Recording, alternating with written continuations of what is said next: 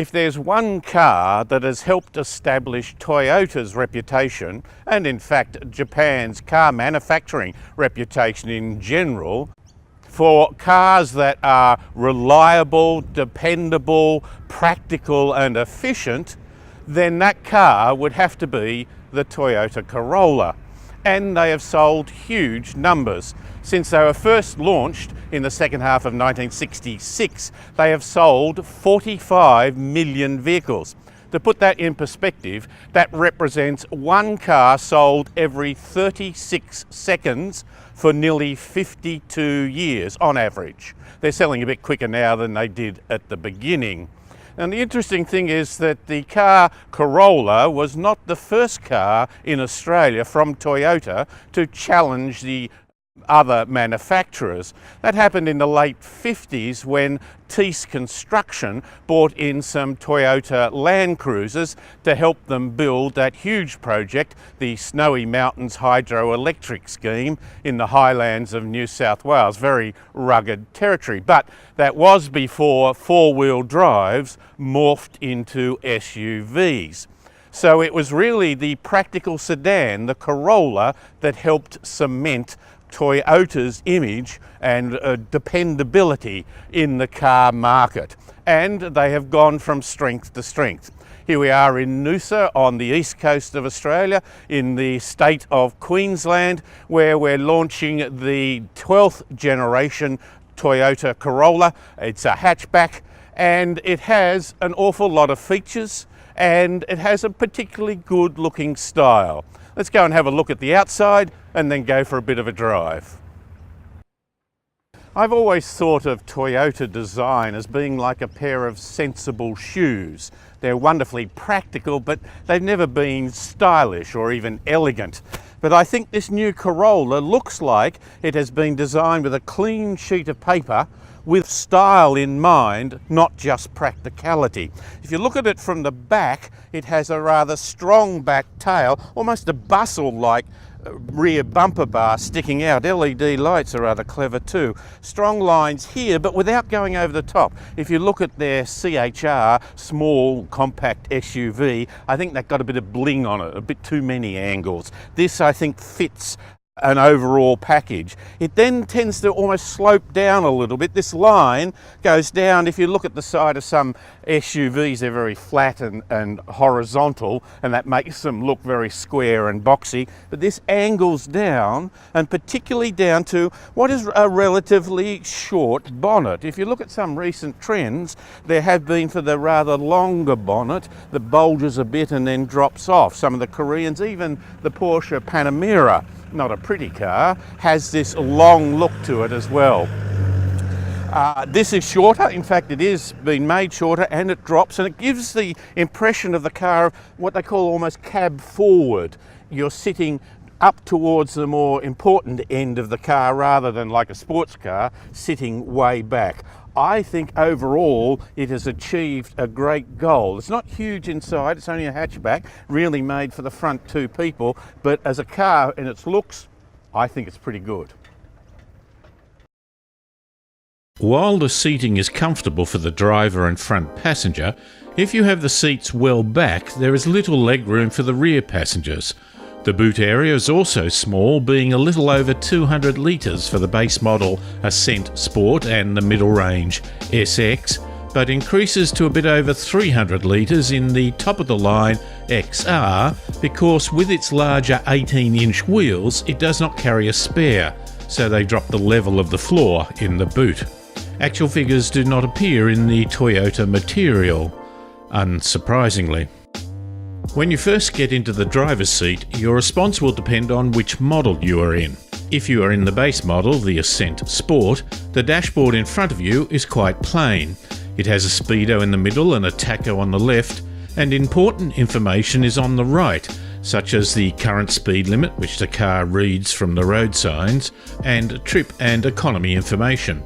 It takes some adjustment and good eyesight to avail yourself of the data. If you go upmarket to an SX, ZR or any hybrid model, the screen is bigger and more colourful. The speedo is still in the middle, but to the right is simple temperature and fuel gauges with the tacho still on the left. The more detailed information is now in front of you, however it is still a little hard to read. The design speaks more of creative graphic design than simplicity in communication. For non-hybrid models, the new 2-litre petrol engine is a significant improvement, with an extra 21% more power, 127 kilowatts at 6,600 revs per minute, and 15% more torque, a total of 200 newton meters between 4,400 and 4,800 RPM. It's not turboed, so you have to rev it to get those figures. Fortunately, it is redlined at 7,000 RPM and does not get too wheezy when you take it to the limit. It comes with a CVT gearbox or a 6-speed manual. I drove the 6-speed for about 150 kilometres and it was smooth and easy to use. It gave you a good feeling of working with the car. CVTs do not have the same effect. The vagueness of a CVT with no direct relationship between the revs of the engine and the speed you are travelling is somewhat alleviated with a clever system from Toyota. When you start off, a time when you hear the engine more, the car locks into a fixed ratio as a first gear. If you don't like the typical CVT for the rest of the time, the gearbox has a total of 10 ratio settings that you can drive like an automatic or a dual clutch, using the paddles on the steering wheel or being in sports mode. As is an increasing trend, the CVT gearbox gets a better rated fuel consumption at 6 litres per 100 kilometres, while the manual is marginally poorer at 6.3 litres per 100k. Most significantly, there is a hybrid option on all 3 variants. The powertrain for this is a 1.8 litre petrol engine with 72 kilowatts at 5,200 RPM and 142 newton meters at 3,600 RPM. The combined power with the electric motor is 90 kilowatts. Clearly the hybrid is not aimed at being a performance car, with the engine redlined at 5,500 RPM for good efficiency. It drives very well with a quietness and an ease of control. It holds onto the road with comfort and grip and doesn't turn into corners with the sharp aggressiveness of a sports car, which is quite appropriate, but if the corner does tighten up, it hangs on quite well. They say it has a new system to apply brakes to either front wheels, as necessary, to reduce understeer. I'm not sure what the extra benefit is from this to the standard electronic stability control. One of the things that is most commendable in the new Corolla is that they have made nearly all of the safety features standard across the range. This means that even the base model has automatic emergency braking, all-speed active cruise control with the CVT gearbox or high-speed active cruise control with the manual, lane departure alert with steering assist, lane trace assist with steering assist, and lane centering function. That means it is keeping a broader, longer view of the lane lines as well as reacting to those in the immediate vicinity. The car reads speed signs so as to display the current speed to the driver based on the signposts, rather than rely on a detailed map that may be out of date. This is not perfect, but should have a much better chance of picking up temporary signs such as at roadworks. ABS with brake assist and vehicle stability control and active cornering control are also standard, as are 7 airbags, reversing camera, and ISOFIX child restraint anchors. You have to go to the mid-range SX to get blind spot detection and to the top of the range ZR to get a head-up display. And it is not just having the features, it's how good they are. The Corolla's automatic emergency braking not only picks up the vehicle in front, but can also detect most pedestrians during the day and at night, and cyclists during the day.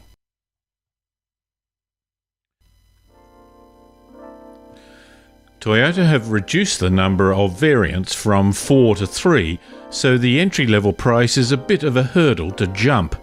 The Ascent Sport petrol manual costs just a little under $23,000. The SX petrol, only available with a CVT, a little under $27,000, while the ZR petrol CVT, a bit over $30,000. The base model Ascent Sport is the only one with a manual gearbox, so you'll have to add an additional $1,500 for a CVT, in other words an automatic, and $1,000 for sat-nav, which is standard in all other models.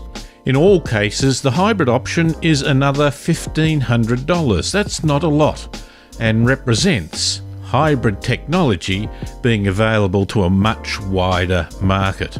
All prices are recommended retail, so you will have to add dealer delivery and statutory charges and an additional $450 for metal paint if that's what you want.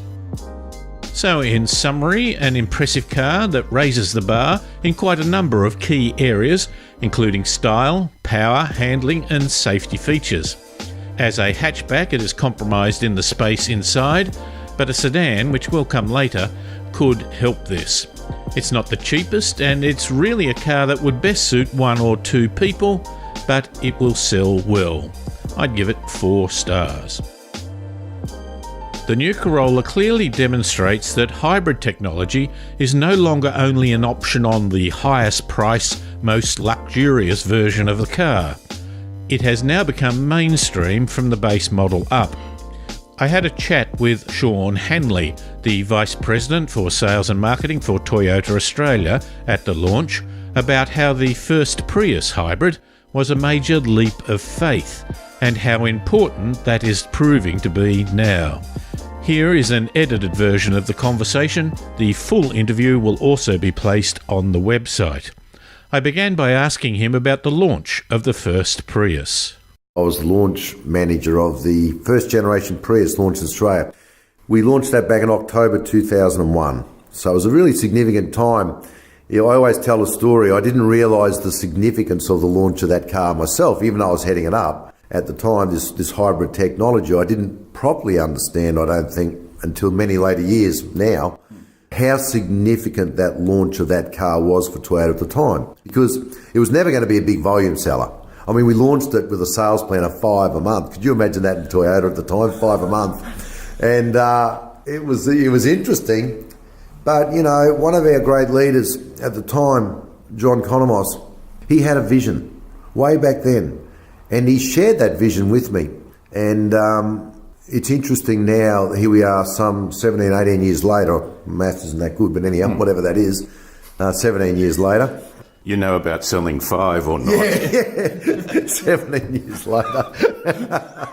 You know, I think back to the many conversations I had with our then Vice President, John Conamos, and I realise now how significant not only his vision was at that time to bring that car to the Australian market, that Prius hybrid, but also the vision of our parent company, who'd actually been developing this a long time before we brought it to market. And here we are in the Australian market now facing imminent CO2 legislation across our car industry.